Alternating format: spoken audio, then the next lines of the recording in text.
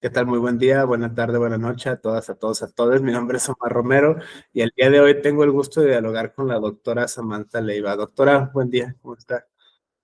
Hola, ¿qué tal? Muchas gracias por la invitación. Gracias, doctora, a usted por este espacio, por este diálogo.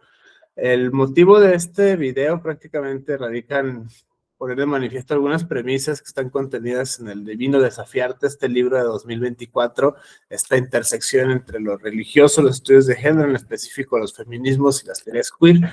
Y la doctora, entre otras cosas, muy famosa por prácticamente haber escrito un capítulo para este libro. En ese sentido, la formación académica de la doctora es principalmente en antropología, licenciatura y maestría en antropología, doctorado en historia y ahora escrita como investigadora en el Instituto Politécnico Nacional y dicho sea de paso, cofundadora de los estudios del Islam en América Latina.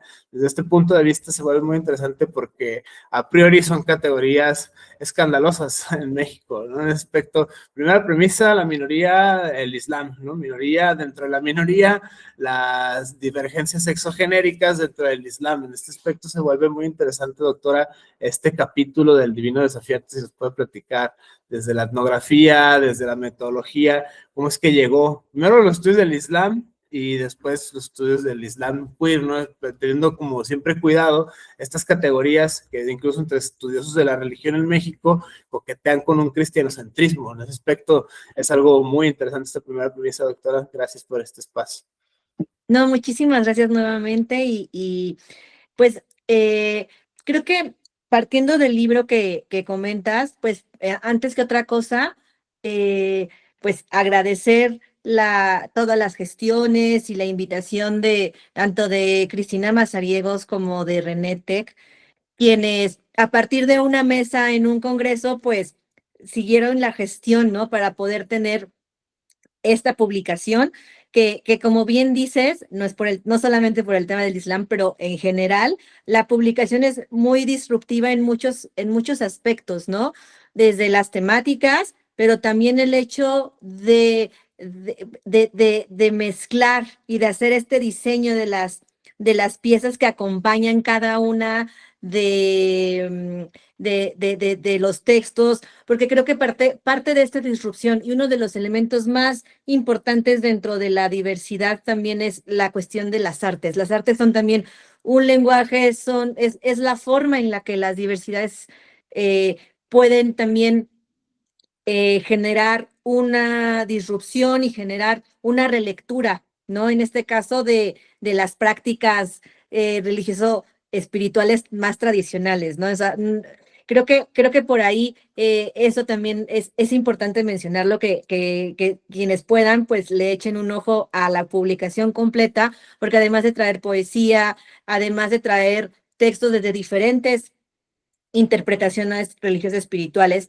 están acompañadas por piezas, ¿no? De diseño, piezas artísticas que tienen mucho que ver con cada uno de los textos, ¿no? Y se hizo justamente exprofeso para que fuera para que acompañara, que sea una lectura que cruza también con con la parte artística, ¿no? Por eso es el divino desafiarte, también como en de este juego de palabras, ¿no? Entre el desafío de pensar las diversidades desde diferentes perspectivas, pero también hacer este guiño a las artes, ¿no? Como estas prácticas de resistencia también, ¿no?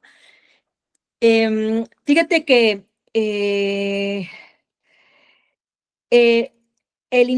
mi capítulo de manera particular, pues se genera a partir de mi trabajo de campo, es entre yo inicio con un fragmento de una em, em, de parte de mi trabajo de campo, en el que yo trabajé con mujeres musulmanas aquí en Ciudad de México de tradición shia. Em, y estábamos en la sesión de asuntos femeninos. Y en la sesión de asuntos femeninos, pues empezó a salir el tema en este caso, pues de la diversidad de la homosexualidad. Y entonces, en ese momento, como no era el objetivo de mi trabajo de campo, o sea, no era el objetivo de la tesis doctoral, sino porque más bien yo estaba trabajando cuerpo y sí estaba trabajando con el tema de las mujeres, pero no había pensado realmente en el tema de la diversidad, sino más bien esa parte de trabajo de campo yo la rescaté años después, justamente con la invitación para esta mesa del Congreso, y empecé a analizarla. Y entonces, justamente gracias a la interacción y a esta cuestión de las redes, ¿no? Y de poder conocer a otras personas que también trabajan las diversidades religiosas, pero desde las disidencias, entonces el cuestionamiento es, bueno, ¿qué pasa con el Islam? ¿No? Si tienes como estas categorías binarias, tienes esta visión todavía, pues, en el que la diferencia no es tan abierta.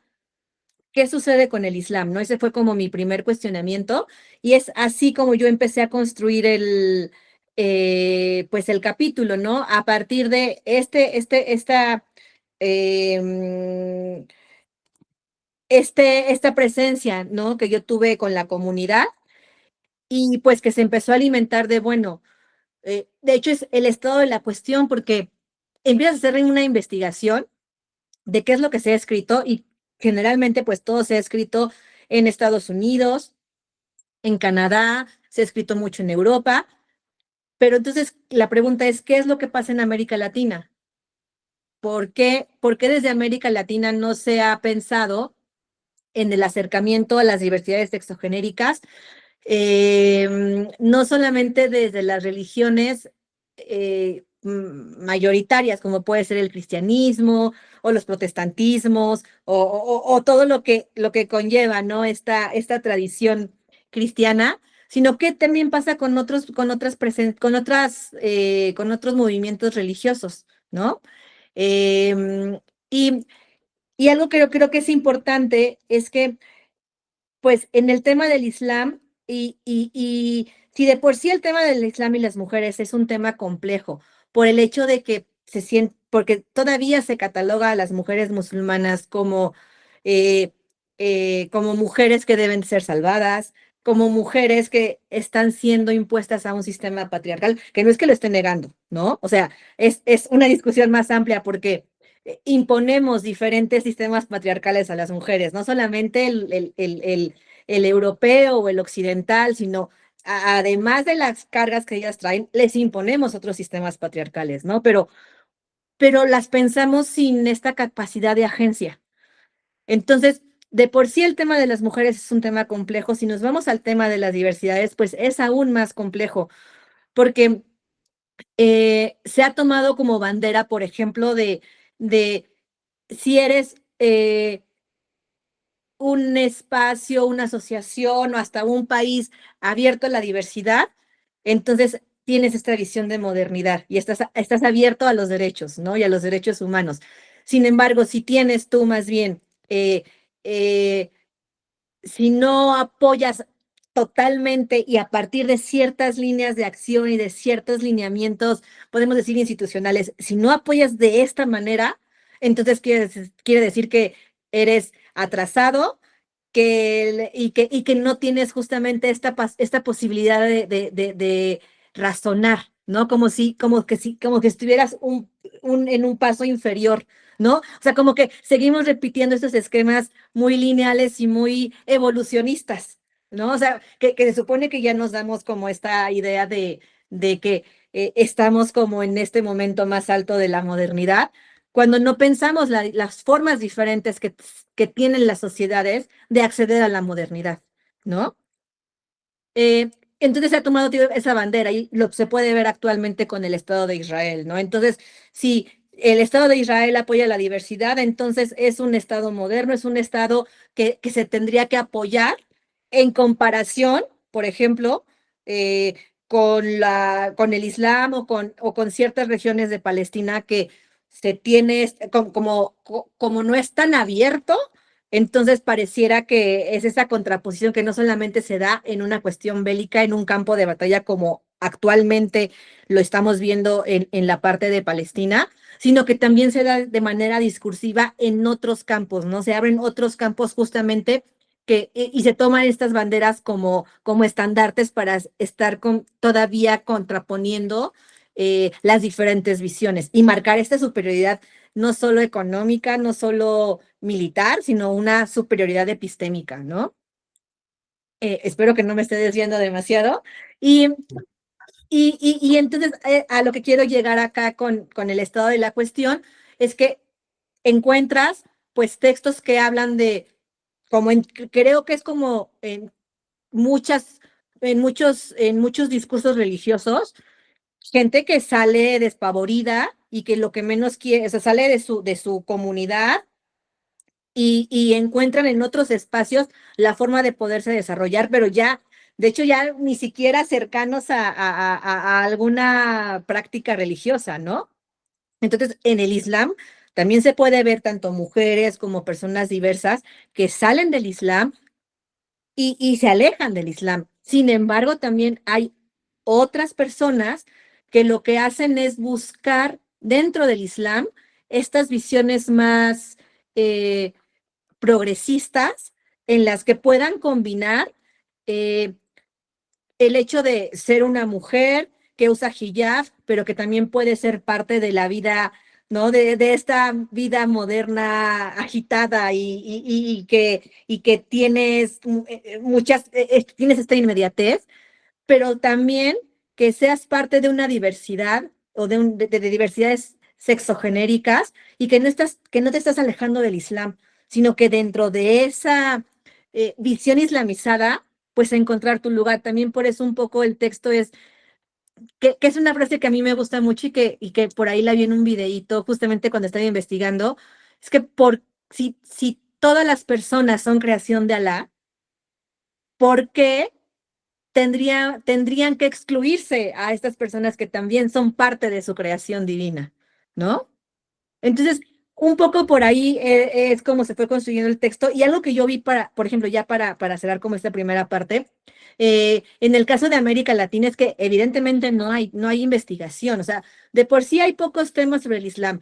Nos hemos centrado demasiado desde las áreas de investigación en el tema de las mujeres y el tema del hijab, como si tuviéramos que encontrar algo que, como para sustentar el hecho de sí, son mujeres sometidas, ¿no? Cuando por más que te dicen es que yo decidí abrazar el Islam, yo me siento muy contenta con mi hijab. Ahora, por ejemplo, el tema de que ya te puedes sacar el pasaporte, las identificaciones oficiales, ya las puedes sacar con hijab, ha sido algo que las mujeres musulmanas han estado buscando y han estado impulsando.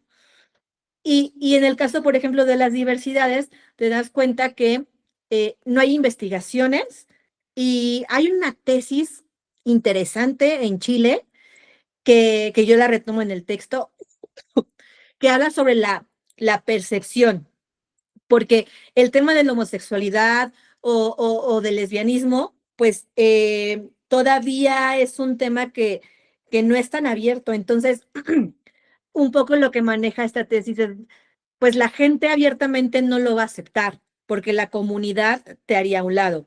Entonces, lo que hace esta tesis es más bien la percepción, cómo se percibe la idea de homosexualidad desde las personas practicantes del Islam, que es una forma interesante en la que puedes como empezar a acceder, ¿no? Cómo puedes empezar a reflexionar sobre el tema. Y creo que algo importante y que creo que aquí lo importante es que no es solamente el Islam, creo que son modelos, son, son situaciones que creo que puedes encontrar en otras religiones. Por ejemplo, que de alguna forma la homosexualidad masculina, aunque no es aceptada, es más tolerable. En cambio, la femenina, las mujeres lesbianas, están totalmente invisibilizadas. Nadie las menciona, eh, em, no es un tema, o sea, aunque estén presentes, aunque sean parte de la comunidad, no se menciona, o sea, hasta en diferentes situaciones te das cuenta cómo las mujeres siguen estando en esta situación como de invisibilización hacia sus propias dinámicas, ¿no? En cualquier situación, en cualquier circunstancia que tengan. Entonces, creo que esa tesis chilena es interesante justamente porque es uno de los primeros ejercicios que yo encontré sobre la diversidad sexogenérica en el Islam en América Latina. Y bueno, a partir de eso, ahora han salido diferentes comunidades, porque creo que también las redes sociales han hecho su tarea, ¿no? Y entonces han generado espacios diversos en los cuales lo que buscan es el acompañamiento a las personas que deciden abrazar el Islam. Porque al final abrazar el Islam es complejo, ¿no? Es como en cualquier otra situación, pero es un cambio de vida, pensándolo en México, radical, en el que tienes que dejar de comer ciertos alimentos, en el que tienes que hacer como esta gestión de tu corporalidad, ¿no? En el que tienes que aprender a hacer la oración, el tema del ayuno, o sea, hay diferentes situaciones en las que tu cuerpo atraviesa, que es parte de este aprendizaje, ¿no? Este aprendizaje e incorporación del Islam. Y estos espacios en redes sociales, específicamente en Instagram, pues están ahí para ayudar a las personas que deciden abrazar el Islam a tener esta dinámica de acompañamiento. Y ahí han salido, hay un colectivo que es el colectivo Fátima Zahra de Colombia, que tuvimos una entrevista hace, creo que ya fue el año pasado, eh, en el cual establecía que, bueno, el objetivo era este acompañamiento para las personas, ¿no? Pero que ahí empezaron a salir temas de violencia hacia las mujeres, que no siempre, que al final no siempre es el Islam, ¿no? Y también el tema de de las diversidades y de pensar el Islam desde la categoría queer, ¿no? Porque creo que algo interesante es que al final seguimos cayendo como en estos binarismos y, y hay autores desde el Islam que prefieren manejar una categoría más amplia, una categoría queer, ¿no? Que salga un poco justamente de estos parámetros binarios y que realmente se posicione desde otra perspectiva.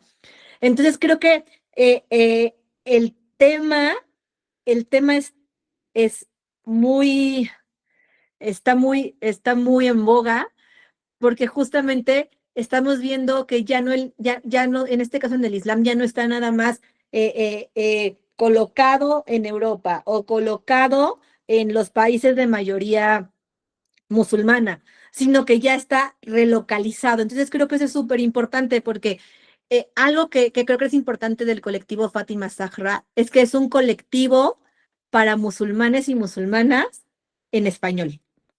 ¿No? Porque de repente lo que tú vas encontrando, como decía hace un momento, pues son cosas que están en inglés, son cosas que a lo mejor desde el idioma son inaccesibles. Entonces, creo que esta presencia que ya está teniendo una mezquita diversa, ¿no? Diversa no solamente desde el tema del discurso, sino diversa en concentrar gente de diferentes lugares de América Latina, diversa con el objetivo del acompañamiento, diversa con el objetivo de la reflexión y con muchas cosas. Creo que eso es importante porque entonces abre las posibilidades para que las personas puedan seguir practicando el Islam en este caso, pero además puedan seguir, pues puedan ser abiertamente, pues practicar todas las situaciones que les atraviesan, ¿no? Tanto en cuestiones laborales, en cuestiones personales, en cuestiones sexogenéricas, religiosas, que no tendrían que estar separadas unas de otras, ¿no? Sino que confluyen en estas pertenencias culturales que conforman a las personas o que nos conforman a ¿no? A las personas. Doctora, desde este punto de vista me parece fascinante desde la etnografía, por eso es que este texto se me hace muy peculiar, la forma, primero, la minoría dentro de la minoría, ¿no? Son musulmanes, ya lo mencionaba hace rato, la brecha lingüística, esto está escrito en árabe, ¿no? Incluso la tropicalización es repetir tal cual dijo para que sea lo más fidedigno posible a los cánticos del profeta Muhammad, por ejemplo, ¿no? Respecto es esta como en todas las religiones está la tropicalización, de ser lo más fidedigno, ¿no? Vamos a reproducir el rito, el mito, la forma, la institucionalización, lo más parecido a, si no deja de ser tal cosa y pasa a ser otra. Está como acto performativo que empezó enunciando propio de las teorías queer, en ese aspecto está recurrir al arte, recurrir a la performatividad. Se me hace muy interesante esta, la primera, cómo los discursos, no solo desde la etnografía, sino también desde el análisis crítico del discurso, tiende a, o trata de ser lo más posible allegado para que sea la forma original. El problema viene cuando esa forma es discriminatoria o excluyente, ¿no? En este caso, todas las religiones monoteístas, teístas del libro, judaísmo, cristianismo, islam, se ha discutido mucho desde las teologías, tanto por creyentes como por no creyentes, esta cuestión de si sí hay misoginia, de si sí hay odio, en el mismo texto sagrado, ¿no? En el mismo libro fundacional. En ese aspecto es ya interesante la teología y la diversidad, no solo sexual, sino étnica, lingüística y un largo etcétera. Tributo a la diversidad. Esta es la primera, así como gran categoría. La tentación demoníaca de imponer categorías como investigadores de las ciencias sociales a estos fenómenos. En ese aspecto es como metodológicamente hablando, a mí se me hace muy interesante.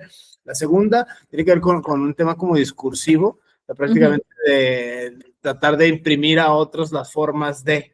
El caso me llama las prohibiciones del Islam, ¿no? Muchas de carácter litúrgico, de carácter sexual, de carácter dietético, este cambio de vida, sobre todo que está relacionado, lo sabrá mejor como antropóloga e historiadora, el concepto de conversión, o sea, dejar de ser algo, o sea, todas las historias de vida, ¿no? Yo vengo judaísmo, cristianismo, islam, o sea, haciendo historias de vida de las personas que llegan a practicar tal o cual culto, vemos muchas veces esta como transición de una religiosidad a otra, ¿no? En ese aspecto se refleja mucho lo que se habla en la discusión del fenómeno religioso, la religiosidad a la carta y la videogracia, los gurús, por ejemplo, del internet. Es que me vi 2, 3 videos, me vi 4 TikToks y ahora ya no soy musulmán, ahora soy Hare Krishna, ahora soy judío, en ese aspecto, porque ahí sí me entienden, porque ahí sí encontré la verdad, porque esta forma sí es la forma. Entonces, estas narrativas, que está bien, es un país libre y tenemos derecho a cuantas veces sea necesario el artículo 24 constitucional,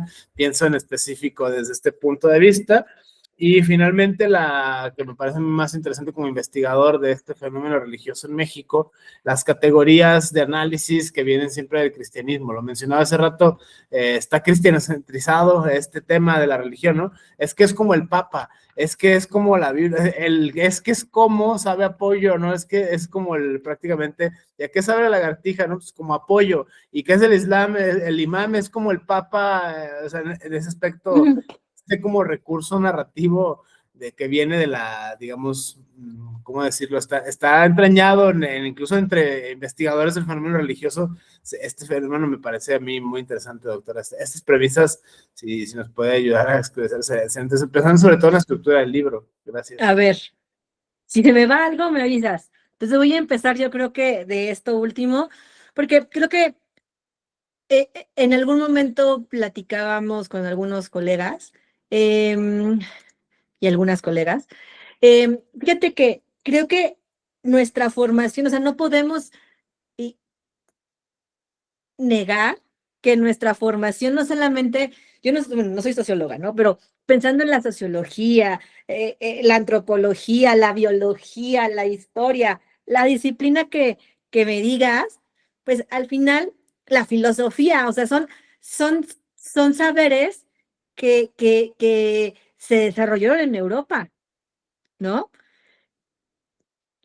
Que no es como desecharlos e ignorarlos, no, no, no, creo que es ser conscientes justamente de, del lugar de producción de estos saberes que nos han formado, ¿no? Creo que eso es como un punto de vista interesante y un punto de partida en el de eh, la base de nuestro conocimiento, Descartes, es europeo, ¿no? Si pensamos en los primeros sociólogos que estos primeros sociólogos y la antropología, pues retoma a Durkheim, a Weber, a Taylor, pues no podemos obviar, ¿no? Que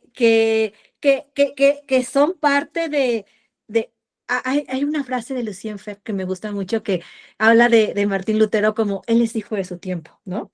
No podemos negar que todos estos estudiosos son hijos de su tiempo, ¿no? O sea, no es desecharlos, no es ignorarlos, no es decir, ay, no, pues entonces ya no los voy a retomar porque son europeos. No, creo que es importante tener este punto de partida presente. Y entonces, bueno, ¿qué hacemos ya con esta información? ¿No? ¿Qué hacemos con, porque al final son clásicos de la antropología, o sea, no puedes, a estas alturas de la vida, no puedes decir, de la vida antropológica, ¿no? No puedes decir, no voy a revisar nunca más a Durkheim, ¿no? Porque creo que no es por ahí. Creo que es importante leerlo, creo que es importante interpretarlo y entonces, pues, ¿qué nos deja, no? Entonces creo que el tema es que todos nuestros saberes y a donde siempre volteamos a ver, siempre son esta mirada hacia afuera, hacia Europa, hacia Estados Unidos, porque pareciera que es lo que tiene valor. O sea, creo que, yo te estoy hablando de mi experiencia personal, ¿eh? No quiero decir que así es, pero desde mi experiencia personal con el tema del Islam, pues pareciera que en lugar de mencionar lo que está pasando en América Latina, que es una situación muy particular, muy diferente a lo que pasa en Europa, y hablo de Europa porque, pues, fuera de los países de mayoría musulmana, el lugar en donde están llegando es en Europa, es en Francia, es en España, es en Alemania donde hay ahí en Países Bajos, ¿no? Donde hay el tema del velo, donde se está llegando a otro tipo de legislaciones y a otro tipo de gestión, ¿no? De la diversidad religiosa. Entonces, por eso pongo ese ejemplo. Pero entonces, todos los modelos que en mi caso, pues yo aprendí o que yo leí para acercarme al Islam, todos eran modelos europeos, de universidades extranjeras, de Estados Unidos, y no está mal, ¿no? Hay que saber qué es lo que está pasando y de ahí se generan nuevas propuestas teóricas, de ahí se generan nuevas metodologías. Y creo que también ahora que está bien, tenemos este punto de partida, pero entonces, ¿cómo generamos el conocimiento situado? ¿Cómo generamos el conocimiento desde América Latina? Porque no podemos comparar lo que pasa en Europa con lo que pasa en América Latina. Es una cuestión muy particular, hasta en el mismo, hasta en el simple hecho de usar un hijab bordado, ¿no? Con algún bordado tradicional de México, a no usar un bordado tradicional, ¿no?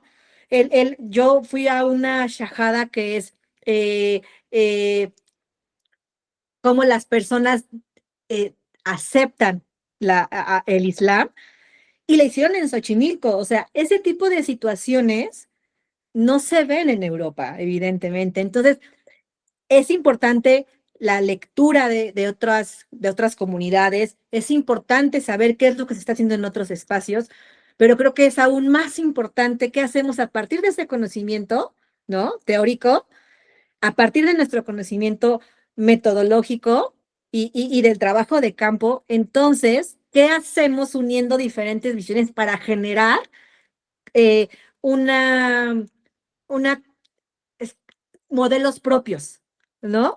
El tema del Islam en Chiapas, con los chamulas que abrazaron el Islam, es algo que no lo puedes encontrar en otro espacio, ¿no? Entonces necesita ciertas categorías propias, ¿no? Que se generen desde acá, desde el sur global. Creo que es muy compleja la situación porque, un poco para cerrar esta idea, no es negar lo que ya se hizo, ni negar que es europeo, ¿no? Sino retomarlo, revisitarlo y aplicarlo y generar nuevas estructuras, nuevos modelos, nuevas categorías que sirvan para comprender lo que está pasando con las comunidades musulmanas en América Latina y en este caso, en el caso particular de México, ¿no? Pero parece que negamos hasta el hecho de mencionarnos a nosotras como investigadoras del Islam, ¿no? O sea, siempre nos vamos con Saha Mahmood, que a mí me gusta mucho. O sea, yo es una autora que me abrió el panorama de una manera muy importante al pensar el tema de las mujeres. Ella trabaja con mujeres del Cairo y entonces dice que, pues, las mujeres en el Cairo, practicantes del Islam, no están buscando destrozar el sistema, no están buscando que haya un cambio de paradigma.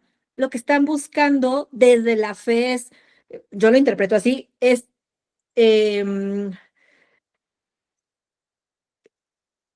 es continuar con el Islam, pero desde el Islam.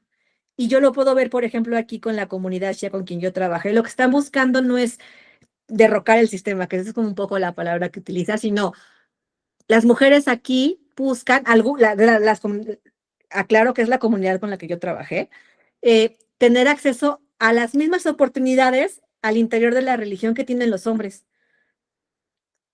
Creo que verlas desde ese punto de vista, verlas desde esta perspectiva, pues es muy diferente al pensarlas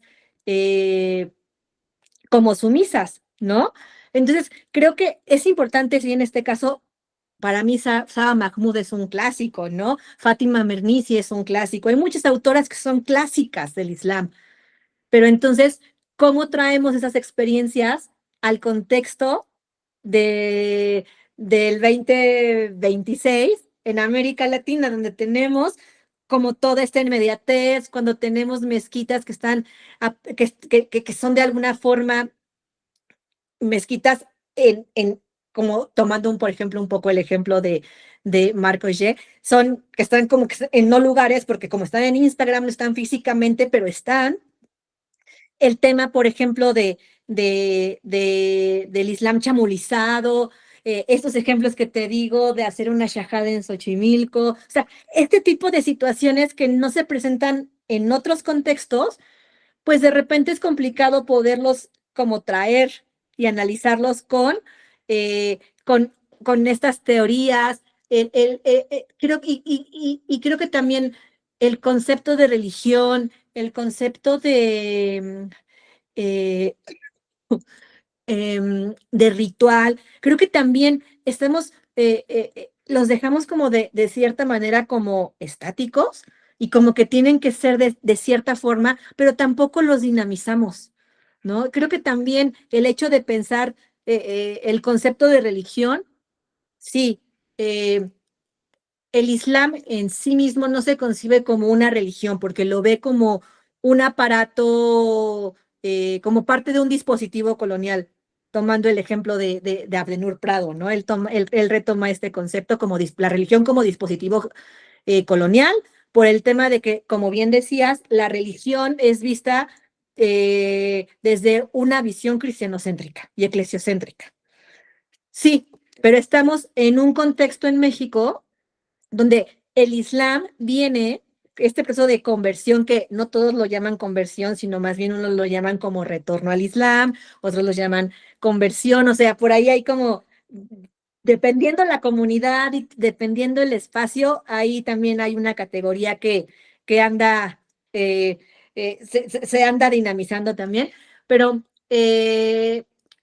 la gran parte de las personas en México decide abrazar el Islam después pues, de tener una vida a lo mejor dentro del catolicismo o de tener una tradición protestante.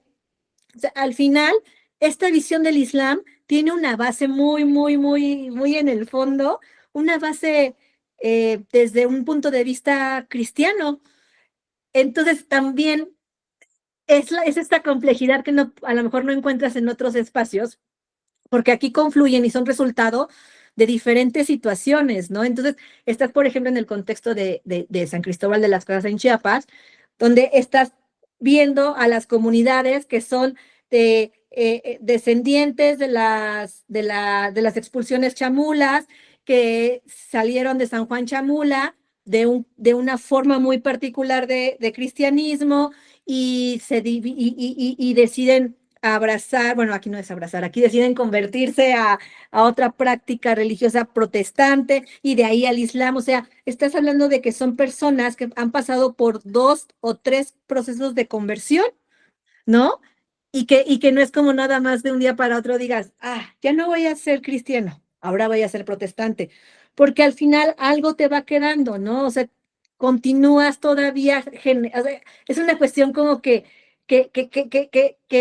que está como en constante cambio, ¿no? Es dinámica, es dinámica. Entonces, pues son situaciones que de repente creo que ciertas categorías han llegado como que eh, como ya fueron, ¿no? Es un poco retomando a Yuderquis Espinosa que habla como de esta categoría ya fue, porque ya fue en el sentido de que ya pues llegó a un límite, ¿no?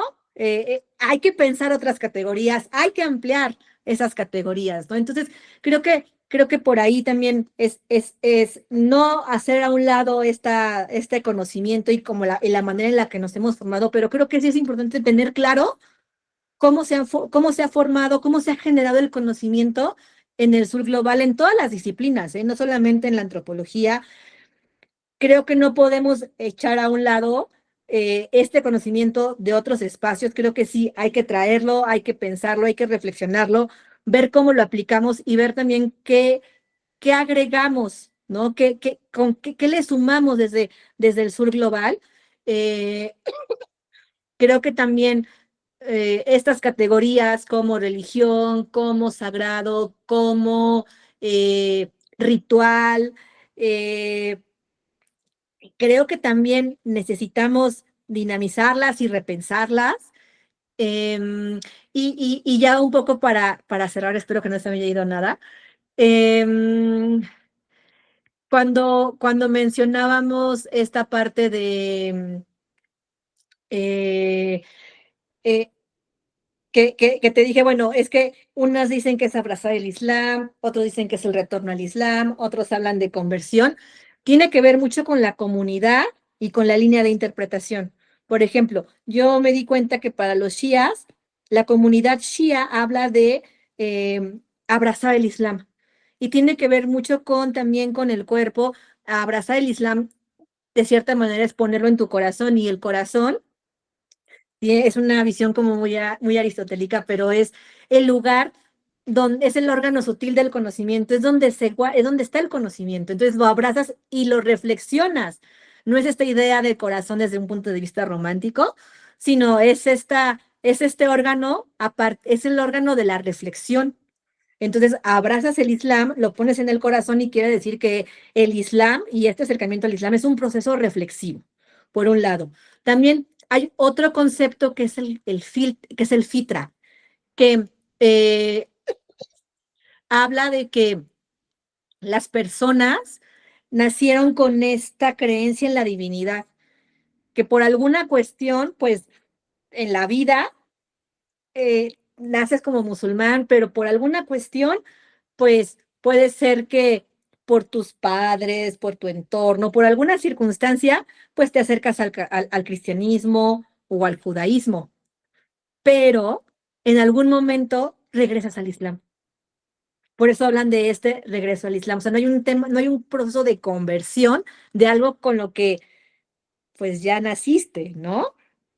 Y cuando hablamos, y el concepto, por ejemplo, de conversión, yo lo he encontrado con la comunidad de San Cristóbal, justamente lo que te decía, ¿no? Que son comunidades que están con el día a día en es que ya, sí, es que se convirtieron al Islam, es que se convirtieron, son protestantes, pero como es el entorno quien está marcando un poco esta manera de utilizar las categorías, abiertamente no te hablan de fitra, no te hablan de abrazar el Islam, te hablan directamente de un proceso de conversión, ¿no? Entonces, son como diferentes categorías que creo que aquí es fundamental justamente este conocimiento situado. Si estoy trabajando con una comunidad shia, si estoy trabajando con una comunidad que es un caso bien particular, el de San Cristóbal, ¿no? Por toda la diversidad, por la cuestión étnica, por, por muchas situaciones. Eh, y, y creo que para mí ha sido fundamental esta idea de pensar el Islam, que es una frase que yo aprendí de ellas y creo que al final, pues todo esto que te digo es porque lo he aprendido de las mujeres con las que he trabajado y con las que he tenido la oportunidad de convivir, que te hablan de, es importante la reflexión, porque no puedes amar lo que no conoces.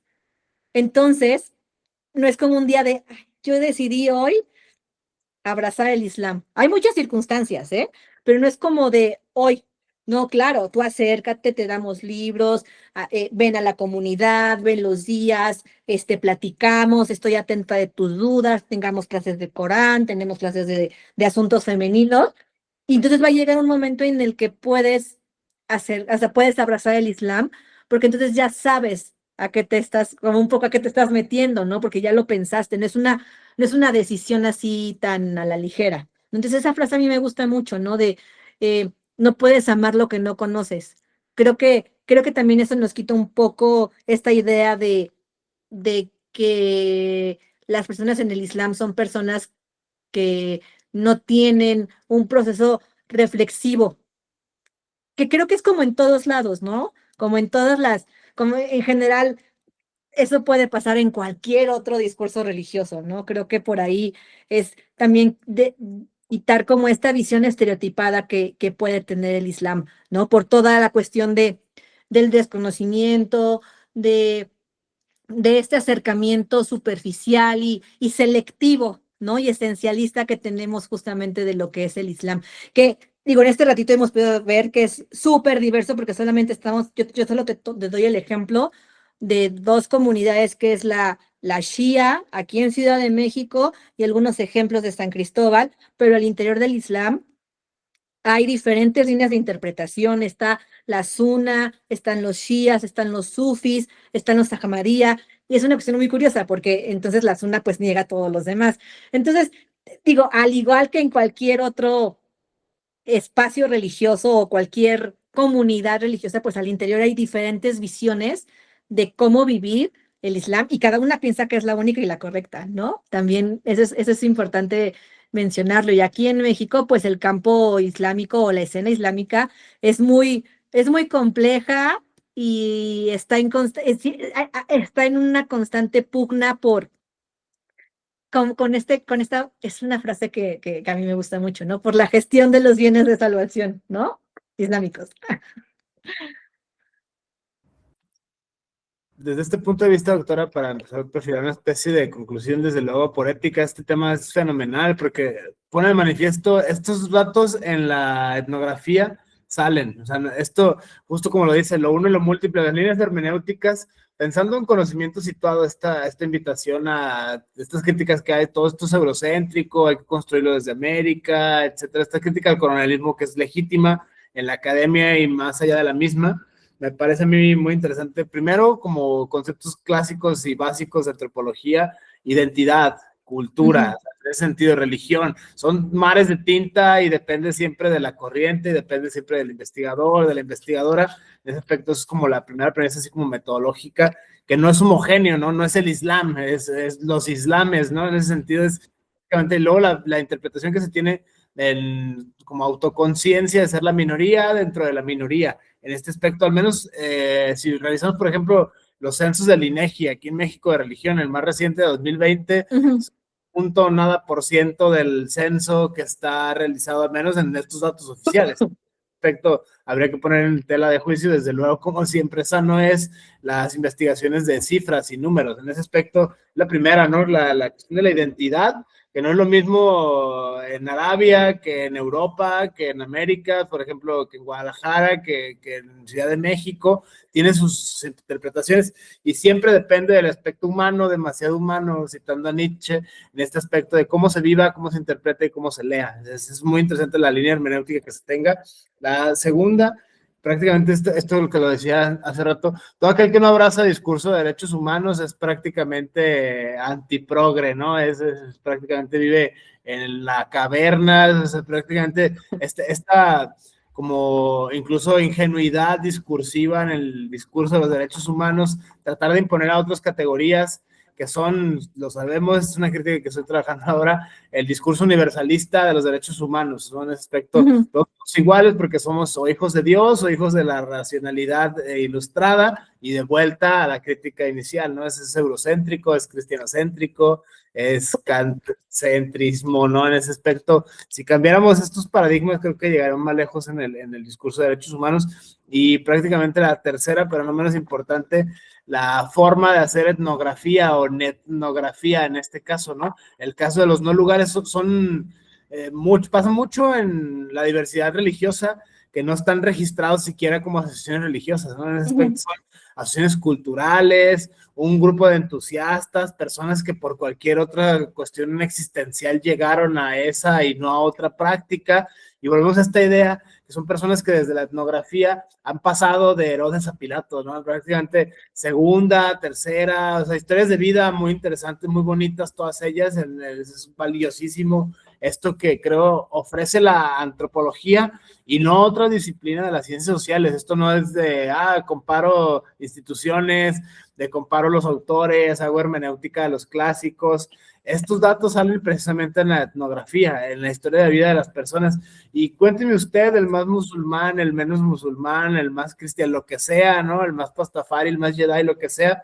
Cuénteme cómo fue que llegó aquí. O las personas mismas te empiezan a platicar. Eso es algo muy interesante, es algo muy bonito. A mí me ha llamado mucho la atención. Esto le llaman el rapport, ¿no? Desde la etnografía, en ese aspecto. Esas tres premisas, doctor, la identidad, así como para cerrar, el tema de América Latina, o sea, el Islam a la mexicana, de lo que estamos como esta cuestión, y el tema del registro, de cómo muchas, no solo en el Islam, esto pasa mucho en otras denominaciones religiosas, judíos, etcétera, etcétera, cristianos, y eso ha provocado desde el punto de vista legal muchos escándalos y muchos abusos, ¿no? Por ejemplo, el tema de los anexos, el tema de la patrulla espiritual y un largo, etcétera. O sea, se ponen manifiesto que no están registradas como asociaciones religiosas como manda el 130 constitucional, sino que están como centros culturales o como grupos de autoayuda, o sea, en ese aspecto son estas categorías, doctor, me hace interesante desde la expertise que tiene.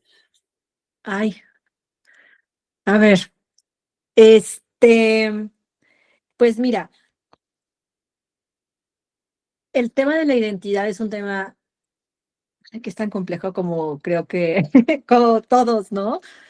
Los conceptos que se utilizan desde la antropología y desde la sociología y desde la historia, ¿no? Pero creo que la identidad, pues, de entrada es, pues, no hablar de identidad, sino creo que sí de identidades, ¿no? Siempre pensarlas en plural creo que es importante.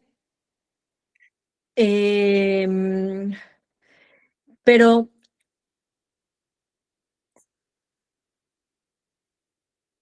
sí pensarlo como una cuestión situada, ¿no?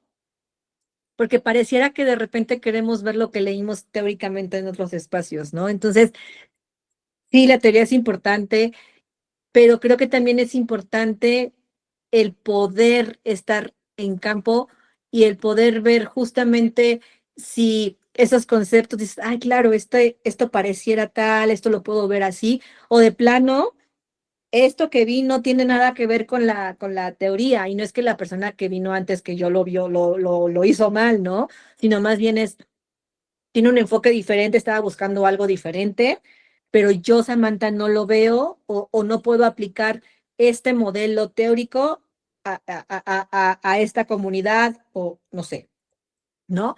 Creo que, creo que eso sería importante, el tema siempre de pensar en la pluralidad y, y creo que esta idea de pensar en pertenencias culturales, que es lo que nos conforma, que es un poco un concepto que Maluf maneja en Identidades Asesinas, ¿no? En el que, pues es que no es que estés negando, eso suena como esquizofrénico, pero no es que estés negando una cosa, ¿no? Sino que, pues, pues de repente, eh, yo, no sé, ahorita pensando en este acercamiento que yo tengo con algunas hermanas musulmanas, ¿no? Que no dejan de ser musulmanas, pero son súper patrióticas, ¿no? Es esta exaltación de esta idea de mexicaneidad desde un discurso de identidad nacional en el que la bandera y el ejército y,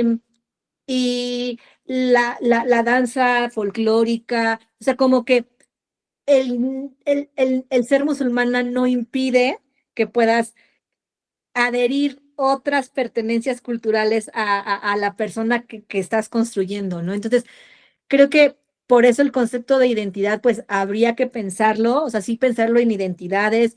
Te digo que a mí este concepto me gusta porque no te permite pensar en algo cuadrado, ¿no? Porque de repente pensamos en identidad, que es esto, pero no esto.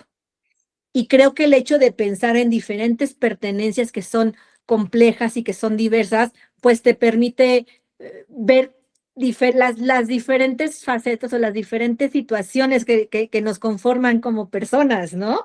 Y no es que dejes de ser o una o la otra, sino que pues vas haciendo justamente, eh, es una cuestión contextual, creo yo, ¿no? Y, y, y no por ser mexicana dejas de ser musulmana y viceversa. Creo que, o en la cuestión del Islam en Chiapas, ¿no? Con las comunidades tzotziles.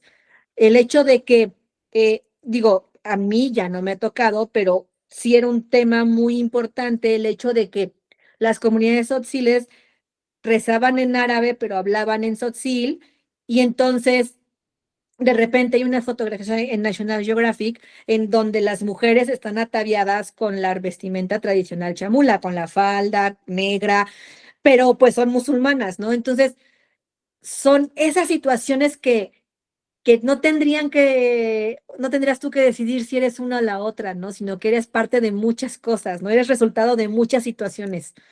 Entonces, creo que sí el tema de la identidad con cuidado, pero creo que hay que pensar en otros conceptos o en otras situaciones o pensar la identidad de manera diferente, ¿no? No sé, este es como hablando un poco del tema de identidad. em, y esto, pues, que te daba estos ejemplos, ¿no? De este Islam en la mexicana, porque pues el Islam no tendría que estar colocado solamente en una zona geográfica. Es como, hay una discusión amplia de los feminismos islámicos, ¿no? Que, que pareciera entonces que los feminismos islámicos solo están ubicados en una región, pero entonces, ¿qué pasa con las musulmanas que no están en esa región? O sea, pareciera entonces que para hacer un feminismo islámico tiene que estar anclado a una geografía. Entonces, se han pensado diferentes conceptos para pensar los feminismos. Yo aquí pues ni siquiera puedo trabajar feminismos por el simple hecho de que el grupo con quien yo trabajé no se consideran feministas, ¿no? Porque el feminismo las ha negado a las mujeres creyentes, porque pareciera que si tienes una pertenencia religiosa, pues eres una mujer que está oprimida por un sistema, ¿no? Y en este caso, pues este sistema es la religión. Entonces, no, yo no soy feminista, pero ves estas dinámicas que buscan las mujeres para posicionarse y es esta cuestión de agenciamiento. Entonces, te digo, eh, son, son, son situaciones contextuales y entonces esto pasa con los feminismos y un poco con el Islam, ¿no? Porque el Islam no es nada más una cuestión que debe estar en un punto geográfico, sino que el Islam se vive de diferentes formas y aquí es como esta idea de pensar un Islam a la mexicana, ¿no? Mientras la jurisprudencia no te diga que está mal, entonces pues no hay ningún problema, está bien, como el por qué no usar un rebozo como un hijab. En ningún lado dice no se puede usar un rebozo, ¿no? O sea, mientras tú, de acuerdo a la jurisprudencia, cubras con esa situación, no está prohibido cómo la cubras, ¿no? Y un poco, pues, eh, es ahora que hablábamos de los feminismos y de cómo a lo mejor ciertos feminismos, ciertas dinámicas académicas y europeas como que han negado esta posibilidad, ¿no? Ya han negado estos espacios a personas creyentes. Y creo que también algo que deberíamos de repensar es el tema de los derechos humanos, ¿no? Porque entonces pareciera que la idea de los derechos humanos, o sea, si nos ponemos a reflexionar, y no es que estoy en contra de los derechos humanos, yo no estoy en, o sea, o sea, evidentemente uno busca que las personas vivan abiertamente y que desarrollen sus prácticas culturales y artísticas y que todo lo que y todo lo que conlleva, ¿no? La idea de los derechos humanos, pues sea algo que todas las personas puedan experimentar. Pero es que también, ¿desde dónde se establecen los derechos humanos?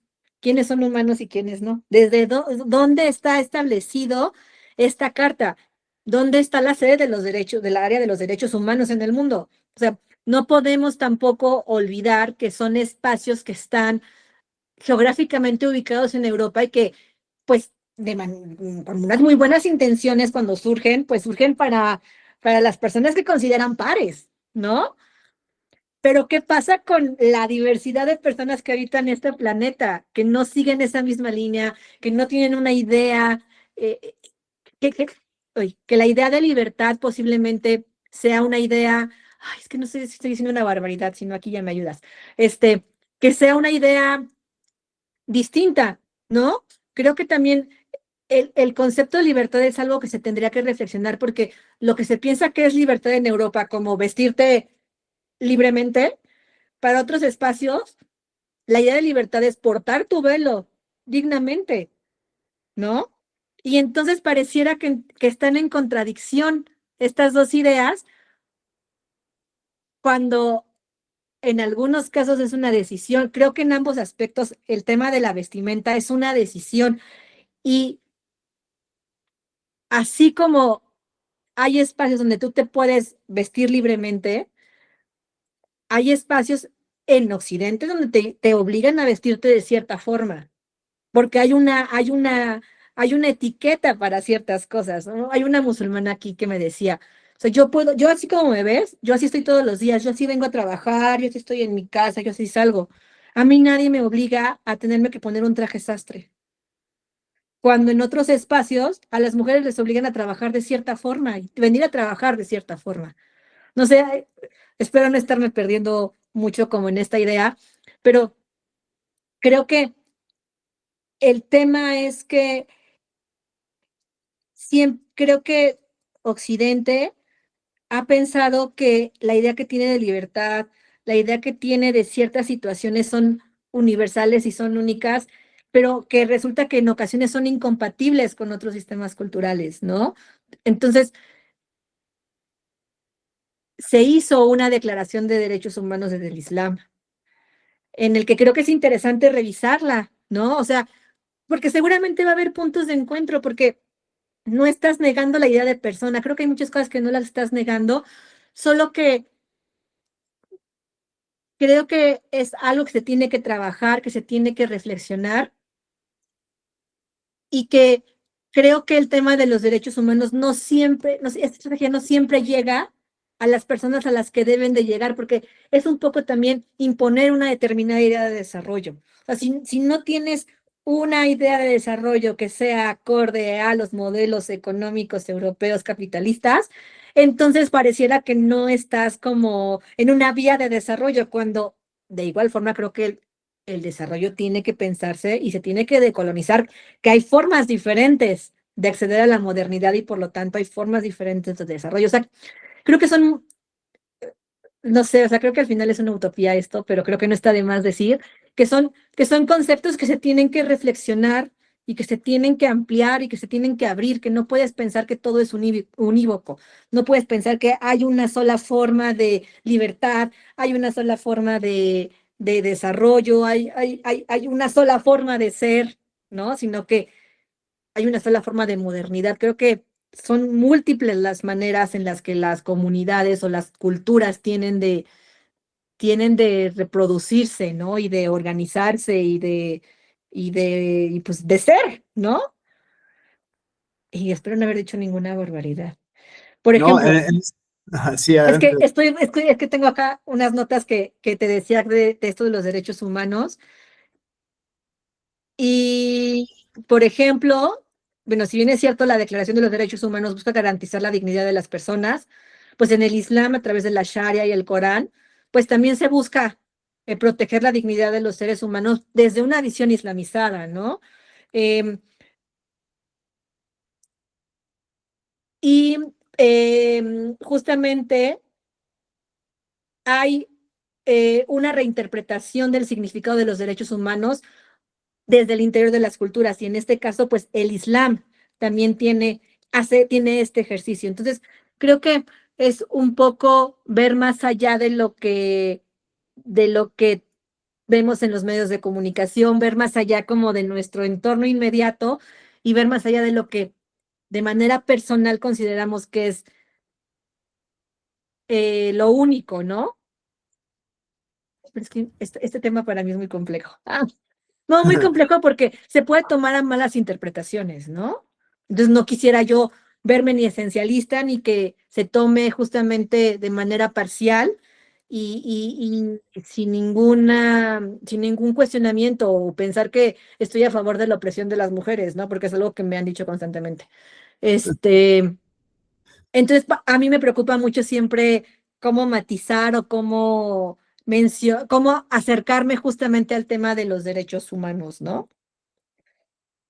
Justo es una línea súper delgada, doctora, es un problema muy, muy delicado este de las vías de interpretación, porque pareciera que los outsiders famosos, esta categoría de Howard Becker, todos los que salen de la norma, o por el delito, o por nacionalidad, condición sexogenérica, locos, realmente esta línea de Foucault, toda esta gente que, la anomía, por ejemplo, la escuela de Chicago, el delito, todas estas teorías, pareciera que entran en contradicción con la presunta universalidad del discurso de los derechos humanos, que dicho sea de paso, otra de las críticas fuertes, fue pensada por filósofos neotomistas, fue pensada por filósofos cristianos, no fue un filósofo musulmán, no fue un filósofo judío, o sea, fue un filósofo cristiano, ¿no? En ese aspecto, dice mucho y no dice mucho, decir esto ya es como peligroso, es un caminito, entonces estás negando la validez universal de Kant y el discurso de los derechos humanos y la declaración del 48, no, estamos buscando formas novedosas de la interpretación del mismo discurso, Justo. que precisamente sea más garantista y más protector, porque pareciera que es una especie de oxímoron, ¿no? Lo voy a llamar de color, lo voy a llamar otro, o sea, la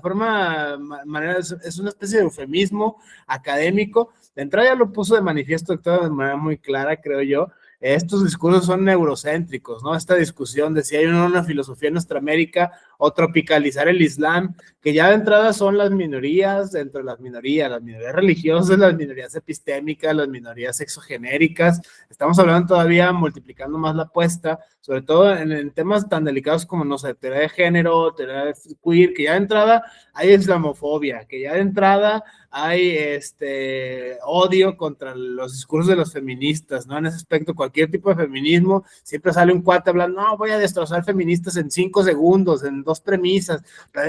Sigue existiendo esto, la manósfera, sigue existiendo este tipo de manifestaciones, y no se diga ya todavía contra las teorías queer o contra la diversidad sexual, ¿no? En ese aspecto, argumentos esencialistas, argumentos teológicos, argumentos culturales, la base científica de la homosexualidad, el DSM, o sea, es un largo etcétera que está entremezclado. Creo que precisamente esta charla, doctora, me parece a mí, justo el texto revela esta disrupción discursiva en varios francos, ¿no? La discusión de la libertad religiosa, la discusión sexogenérica y los feminismos que de entrada ya son terrenos sensibles, ya son temas medio tabú, ya son temas medio que desencadenan el odio al momento de hablarlos en ciertos foros o que tienen resistencias culturales en nuestro México mágico. Eso es algo muy interesante decirlo. Y la etnografía, precisamente por eso me atrajo mucho su obra, en ese aspecto, revela estas cuestiones que no dice la sociología. Esto no está en una tabla, no son cifras, esto no está en una teoría, no lo dijo un autor, esto no es estudios comparados. Prácticamente esto sale en el campo, in situ, platicando con las personas con las historias de vida. Es algo muy bonito que da como la investigación desde ese punto de vista. Yo cierro con esta idea, doctora, que me parece, sí, coincido con usted abiertamente en este punto, son hablar, por ejemplo, en el discurso de derechos humanos de economía, de política. Mucha gente se queda solo con un discurso moral o ideal, ¿no? Es que no eres activista, por lo tanto no eres derecho humanero. O sea, en ese aspecto, no, espérame, o sea, en ese aspecto sigue habiendo cierta tendencia hegemónica, porque de malo nada tiene, ¿no? O sea, es muy bonito, muy loable, y desafortunadamente muchas personas terminan siendo activistas porque les pasa en carne viva, en ese aspecto algo, ¿no? Una injusticia, una atrocidad. Volvemos de nuevo a la antropología, en ese aspecto. ¿Y usted por qué está cantando consignas a los 4? Ya entendemos, ¿no? La historia de vida determina la forma de estar en el mundo, que esto es de la filosofía del lenguaje, la filosofía secas, lo dialéctico y lo dialógico, ¿no? Muchas personas hablan así de pura teoría porque pues no les ha pasado en la vida. O sea, incluso hay gente que lo viven sin tener ni un ápice de teoría, pero es más puro el aprendizaje, ¿no? En ese aspecto pasa, y esto surge solo, creo yo, desde la etnografía, desde la antropología. No sé si a manera de conclusión, doctora, este tema, la invitarle desde luego a la audiencia a la lectura, al Divino Desafiarte, en concreto el capítulo de la doctora Samantha Leiva, que prácticamente trata estos 3 caminos peligrosos, ¿no? El Islam, la islamofobia, el discurso de odio contra los feminismos en general, porque son muchos, son varios, situados siempre todos ellos, claro está, y las teorías queer, ¿no? Este debate que incluso la misma noción de teología queer viene exportada del cristianismo, ¿no? Eso es algo interesantísimo, esta conclusión. No sé si quiere añadir algo más, doctora, a esta disertación que a mí me parece fenomenal, abordar estos fenómenos desde la etnografía, desde la antropología, da otros senderos, da otros puntos de vista que no están en la teoría. En ese aspecto se me hace muy interesante. No, pues nada más agradecerte la invitación, agradecerte la charla y que no solamente chequen el del Islam, sino que chequen la verdad toda la obra, que es una obra que se hizo con mucho cariño, que se hizo, que llevó un tiempo, que se trabajaron todos los detalles, que tanto Cristina como René y todas las personas autoras y que contribuyeron en la publicación, realmente son personas que, que están eh, desde sus trincheras, son personas que están buscando justamente el abrir el diálogo y pensar, y pensar que las personas creyentes pues son personas complejas que les atraviesan muchísimas situaciones, ¿no?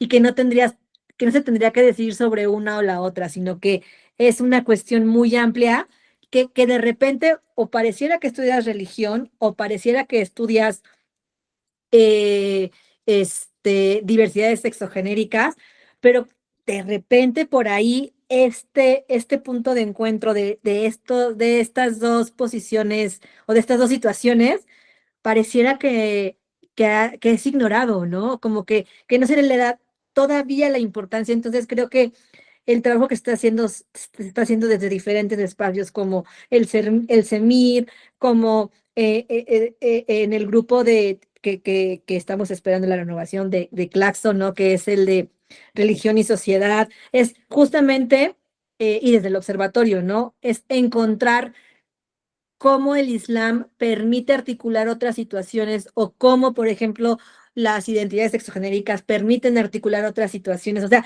que no son cosas aisladas, que creo que son parte de las situaciones que atraviesan a todas las personas, ¿no? Entonces, pues nada, que le echen ahí un ojito al libro, que es súper interesante en todos los aspectos, desde el punto de vista de diseño, de las de los textos, el texto de introducción, todo de verdad es muy interesante. Muchísimas gracias, doctora. Insisto, la lectura o relectura del Divino Desafiarte a 2024 en ese aspecto. Muchísimas gracias por el espacio. Gracias a todas, a todos, a todes. Estamos en contacto. Bonito día.